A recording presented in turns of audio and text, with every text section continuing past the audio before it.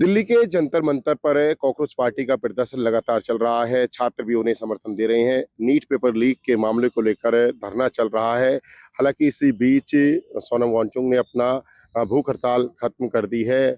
JP Nadda जो स्वास्थ्य मंत्री है वो उनका अनशन तोड़वाने के लिए वहां पर पहुंचे। लेकिन इसी बीच अब कहीं ना कहीं भीम आर्मी दिल्ली के जंतर मंतर पर तो धरना दे ही रही है, कंधे से कंधा मिला के साथ चल रही है। अब पलवल में भी इनका प्रदर्शन यहाँ पर शुरू हो गया है। भीम आर्मी के जिला अध्यक्ष है नकुल जो है छज्जू नगर प्रदेश की बात की जा रही है। इनके साथ ये जिला पार्षद भी हैं, बात करेंगे इनके समर्थकों से।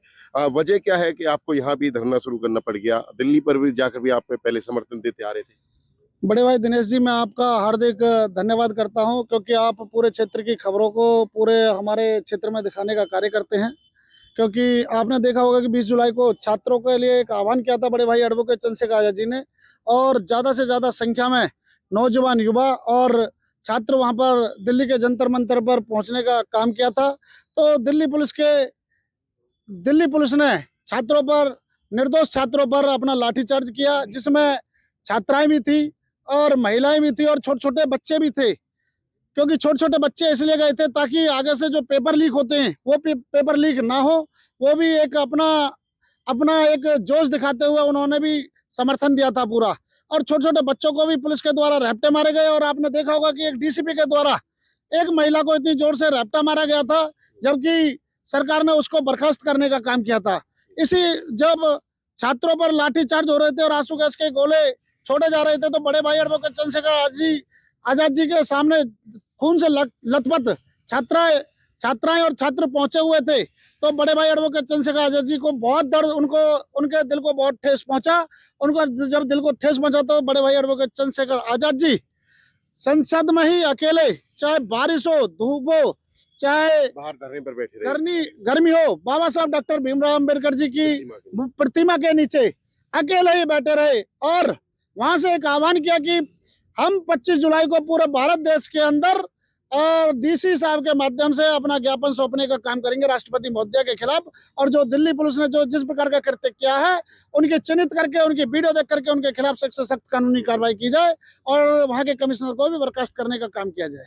एक तरफ तो जो है जो पार्टी है अड़ी हुई है कॉकरोच पार्टी की, वह इस्तीफा होना चाहिए, धर्मेंद्र प्रधान शिक्षा मंत्री हैं।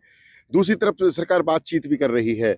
और क्या लगता है कि भीम आर्मी कब तक डटी रहेगी उनके साथ, या फिर कोई आश्वासन देकर बंद कराया जा सकता है? बड़े भाई दिनेश जी, मैं आपको स्पष्ट कहना चाहता हूं, बड़े भाई एडवोकेट चंद्रशेखर आजाद जी ने छात्रों को समर्थन दिया था और स्पष्ट रूप से जब दिल्ली के जंतर मंतर पर पहुंचे थे, उन्होंने स्पष्ट तौर पे कहा था सांसद साहब ने, हम छात्रों के साथ है, जो छात्र जैसा भी हमारा सहयोग चाहेंगे, हम छात्रों के पीछे खड़े रहेंगे, हमें जिस प्रकार का आदेश देंगे हम उस आदेश को मान्य करेंगे।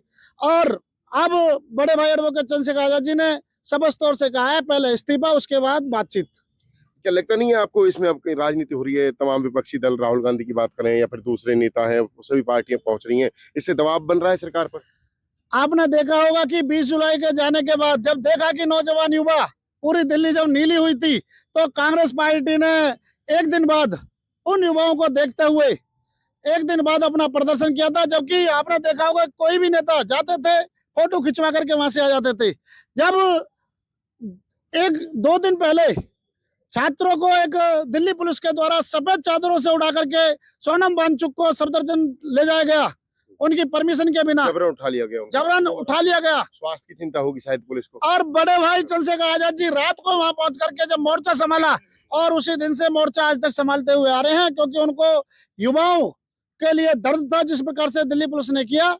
तो मैं यही कहना चाहता हूं कि जिस सरकार ने एक तरफ तो उनको चीन से कनेक्शन दिखा देते हैं छात्रों के लिए, एक तरफ से पाकिस्तान का कनेक्शन दिखा देते हैं छात्रों के लिए, और एक तरफ से सोनम वांगचुक जी को केंद्रीय मंत्री शरारती तत्व घुसा दिए जाते हैं आंदोलन खराब करने के लिए।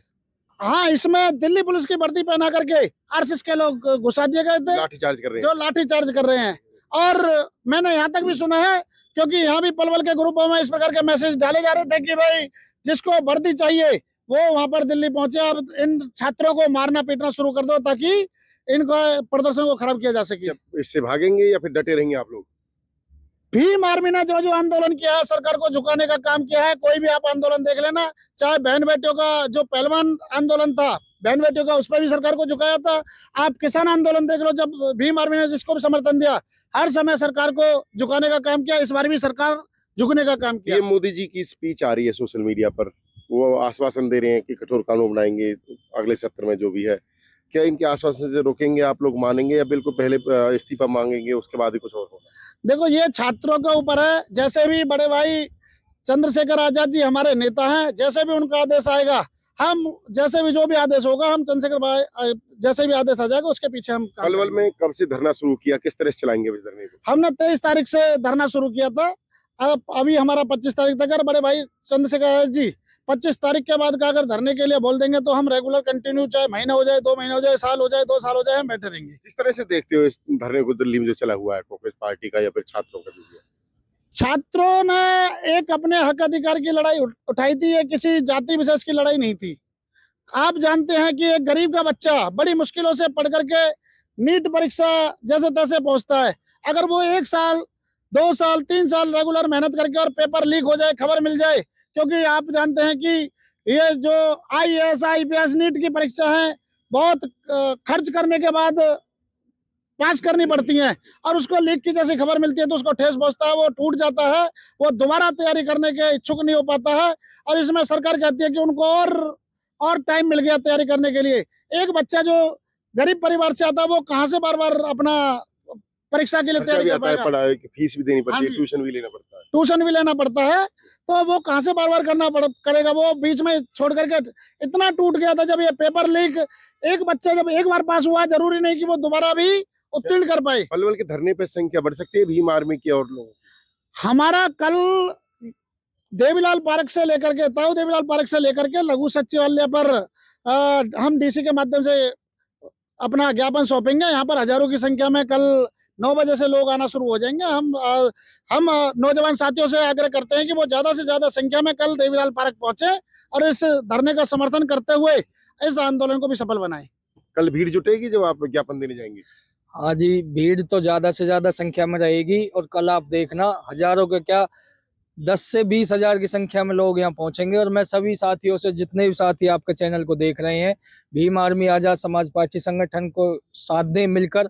जो कल हम ज्ञापन देंगे, DC और SP को ये पता चल जाए कि भीम आर्मी संगठन भाई चंद्रशेखर आजाद जी के आदेश अनुसार जो चल रहे हैं, जो भाई चंद्रशेखर आजाद जी ने आदेश करे हैं, उस आदेश पे अमल करते हुए कल हम महामहिम राष्ट्रपति जी को ज्ञापन सौंपेंगे, जिसमें आजाद समाज पार्टी और भीम आर्मी संगठन दोनों मिलकर एकजुट होकर इस प्रदर्शन को बड़े लेवल तक ले जाएंगे। दिल्ली में जो चल रहा है उससे किस तरह से सहमत हैं आप, क्या मांग करते हैं उसके लिए सरकार से?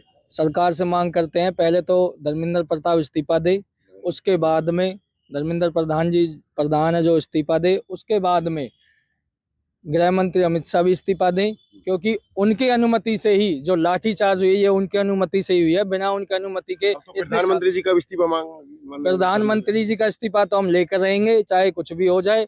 अब ना तो कुछ दिन बाद, मगर लेकिन जब तक ये अब हमारे ऊपर जितने भी ये जुल्म करेंगे, हम इनको लाठी का जवाब लाठी से देंगे, ईंट का जवाब ईंट से देंगे, और कलम का जवाब कलम से देंगे। आने वाले 2027 के अंदर भाई चंद्रशेखर आजाद जी को यूपी का CM बना के, पार्लियामेंट में जब जाएंगे CM बना के उनको भेजेंगे, तो उनका जवाब उनको उसी हिसाब से दिया जाएगा। जितने भी लोग हम पे जुल्म कर रहे हैं, ये लोग ध्यान रखें। लोगों की लड़ाई लड़ रहे हैं जो छात्रों की, या फिर अपने नेता की लड़ाई लड़ रहे हैं?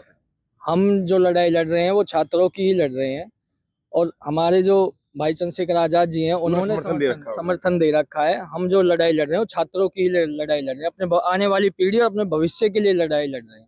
हमसे बात करने के लिए धन्यवाद। ये थे हमारे साथ भीम आर्मी के सदस्य जो पलवल के ताऊ देवीलाल पार्क में यहाँ पर धरना दे रहे हैं। इनकी मांग है कि जिस तरह से जंतर मंतर पर कांग्रेस पार्टी और जो है छात्र अपनी मांगों को लेकर धरने पर हैं, इसी तरह इन्होंने आजाद समाज पार्टी के जो नेता हैं उनके चंद्रशेखर आजाद के कहने पर कहीं ना कहीं ये धरना प्रदर्शन चालू किया है।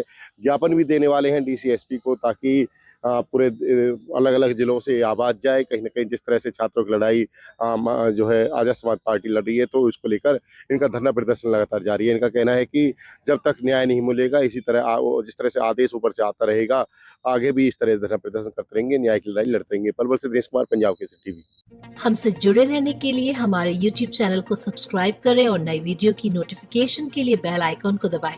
अगर आप ये वीडियो Facebook पर देख रहे हैं तो लाइक जरूर करें और ज्यादा से ज्यादा शेयर करें। धन्यवाद।